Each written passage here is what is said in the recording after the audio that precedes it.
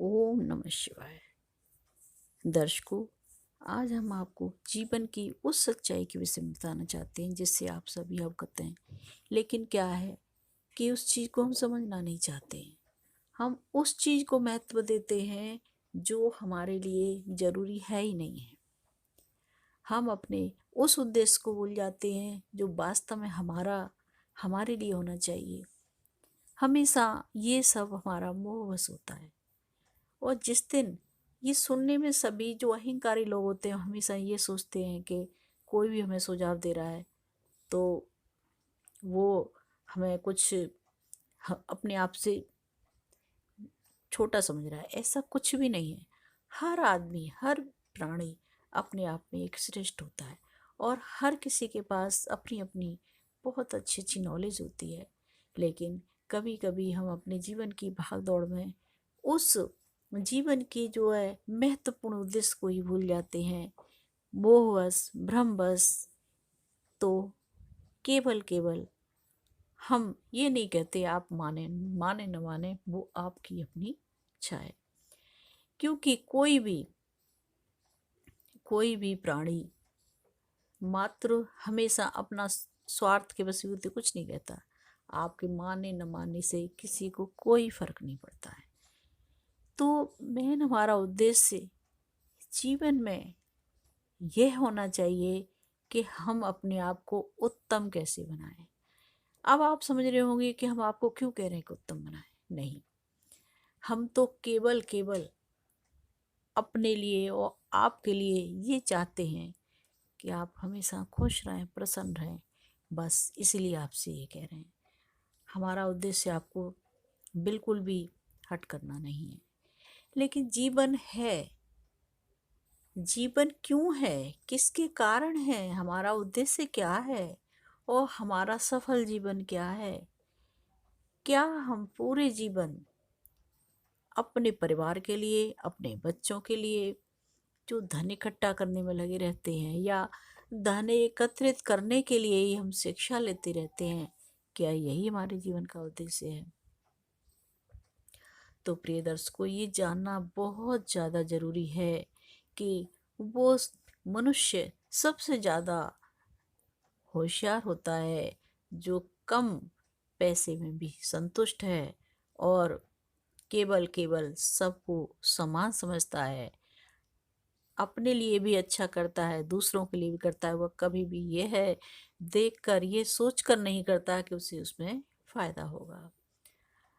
और जहाँ भी कोई भी प्राणी यदि अपने बच्चों की संपत्ति बढ़ाने के लिए भाइयों का हक छीनता है या समाज का हक छीनता है या अपने वर्करों का हक छीनता है, तो आप बताइए, आप परिवार के लिए अच्छा कर देंगे, बच्चों के लिए अच्छा कर देंगे, लेकिन खुद के लिए क्या कर रहे हैं, कभी आपने सोचा है?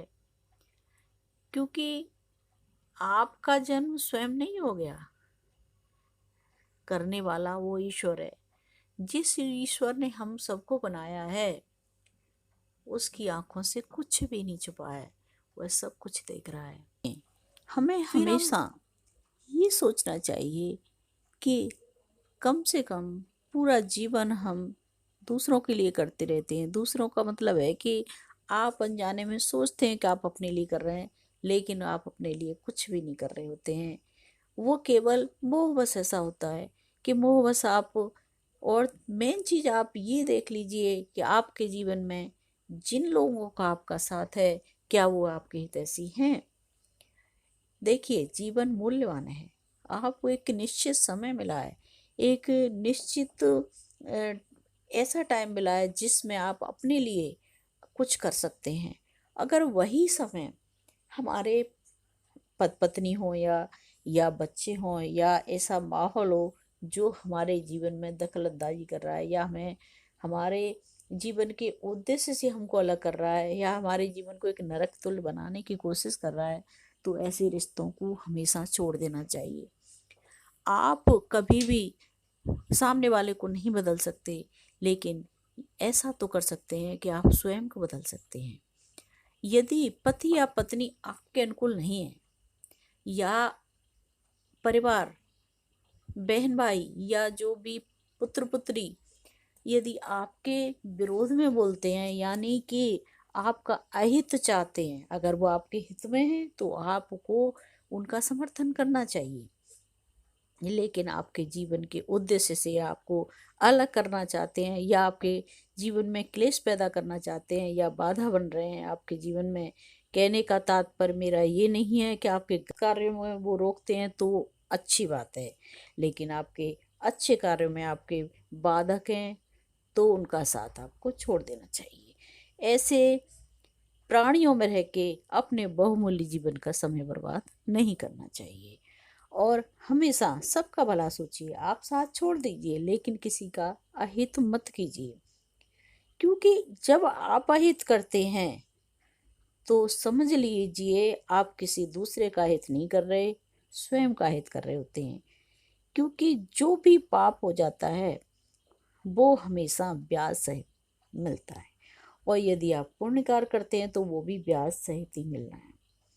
और देखिए, इसके प्रमाण देखे जाते हैं, स्पष्ट देखे जाते हैं। देखने का आपके अंदर इतनी क्वालिटी होनी चाहिए कि आप देख भी पा रहे हैं उस चीज को कि नहीं। तो मोह बस मेरा उद्देश्य आपको यही समझाना है, यही बताना है मात्र कि यूं तो आप सभी समझदार हैं, लेकिन फिर भी जीवन के इतनी भाग दौड़ में हम स्वयं पर ध्यान नहीं दे पाते हैं। हम ये नहीं समझ पाते हैं, पूरा जीवन पैसा कमाने में निकल जाता है। कम कभी भी हमें एक निश्चित समय बनाना चाहिए कि इस समय में हमें दान पुण्य करना है, इस समय में ईश्वर को याद करना है, इस समय पर अपनी परिवार की जिम्मेदारियों को भी देखना है। तो इन सब का ध्यान रखते हुए हमें अपने जीवन को एक स्वर्ण के समान पवित्र और अच्छा बनाना चाहिए। वही एक सफल जीवन होता है। और उससे क्या होता है कि हमारा यही जन्म नहीं सुधरता, बल्कि आगे आने वाला जीवन भी सुधरता है। यानी इस शरीर को हम यदि त्याग देते हैं, उसके बाद भी हमें उत्तम परिवार और उत्तम सद्गति जो भी मिलती है वो भी हमारे कर्मों से हमें मिलती है। और ये जीवन का सत्य है कि संसार में ये शरीर हमें मिला है तो चाहे 100 साल बाद, चाहे 150 साल बाद, या जितने भी समय बाद है, छोड़ना तो है। और उसके बाद हमारा क्या होगा, कर्म निर्धारित करते हैं। जो भी हमने दान पुण्य किया है, अच्छे कर्म करें, वही हमें मिलेंगे। अगर हमने गलत किया है तो उसका दंड मिलेगा, और जो हमने अच्छा किया है वो हमें अच्छा मिलेगा। तो कुल मिला के हमें जो धन हमने इकट्ठा कर दिया वो मिलने वाला नहीं है।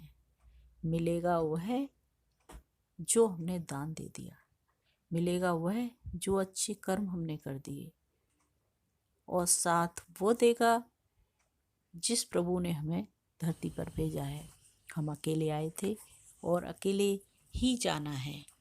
इसलिए हमेशा उस परमात्मा को स्मरण जरूर करें, और जितना हो सके जीव जंतुओं को भोजन कराना, सबको समान समझना, और हमेशा ये याद रखना कि मैं एक अच्छी आत्मा हूँ, उस परमात्मा की संतान हूँ, और वही वही सिर्फ मेरा साथ देंगे इस जन्म में भी और नेक्स्ट टाइम भी। धन्यवाद।